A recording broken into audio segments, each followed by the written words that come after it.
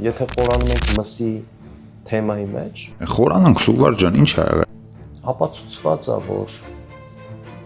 երբ անասունը Ագրեսիվ էր սնջոգիր, ոնց որ մի տեսակ ինչ որ բան ունենար անասունների դեմ, երբ անասունը կամ այդ կենթանին, որին որ սպանդի են ենթարկվում, էմոցիաները ապրում, ստրես, վախեր։ Դրա համար սիրելի անասուն սպանողներ, սպանելուց առաջ այդ կովին հարցրեք մի հատ ասեք ո՞նց է անցել օրդ բան, հենց սկսի արդեն ոնց որ հետդ խոսալ, այդ բան Այդ ամբողջ ստրեսը, վախերը կլանվում է մսի մեջ, արյան մեջ։ Ոչի ճիշտ է ասում, հենց է տենց միսն է պինդալում, բան, բայց ես այսքան ժամանակ չի եղել խոսքի խորովածը կծեմ ու ասեմ, արա, այս ինչ դեպրեսված միս էր, արա, այս ինչ վարկերի տակ ճռռացող խոզ էր, արա։ Յոգայում համարվում է, որ սնունդը դառնում է քո մարմնի մի մասը։ Մենակ յոգայում չէ, դա լայնատարած հավատք է ու մինչև հաջորդ օրը առավոտ է իհարկե։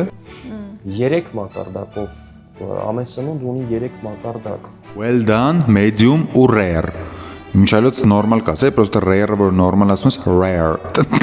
Առաջին մակարդակում դա կոշտ, ամենակոշտ մակարդակն է, որը որ զուգարանով դուրս է գալիս։ Զուգարանում, ծառերի տակ, հայկի գլխի։ Սնունդի միջին մասը այդ վիտամիններն են, միներալներն են, որոնք սնուցում են մեր մարմինը։ Պրոտեին, ածխաջու, լավ, դրանք գիտենք, բայց ես զգում եմ այս այն երրորդ մասից է, որ ֆանտազիայի ժանրը սկսում։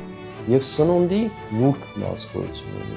Սնունդի նուրբ մասը սնուցում է մեր գիտակցությունը։ Օ, հետաքրքիր, այսինքն եթե մենակ բույս ես ուտում խոսքի, դառնում ես բույս, հա։ Հիմա եթե վախեր կար, ստրես կար, քո գիտակցությունը սնվում է դրանով։ Մի հատ է հարց ունեմ, բայց եթե հետ մահու խոսքի, այդ միսը բռնես, ուտելուց առաջ sense լավ պրիատնի մասաժ անես խոսքի մի 5 րոպե բան, թույլցնես, էլի մնում է այդ սա։ Տեղից էլ նշեցի, չէ՞, ասենք լուրերով ստրեսն է։ Ուտելիք ստրեսն է։ Դաժե ջուրը որ խմում եք, պետք է մաքուր առվակի ջուր խմեք, մենակ ջոգիր, որովհետև շշի մեջի ջոգում է սաղորը այսպես կայնացել նես արա։ Ստրեսված ջուր մի խմեք։ Մեզ պետք չի դա։ Էջի ձեր սեղանից մեր սեղան արեք։ Մեզ մի հատ է հարց ունեմ, եթե խոսքի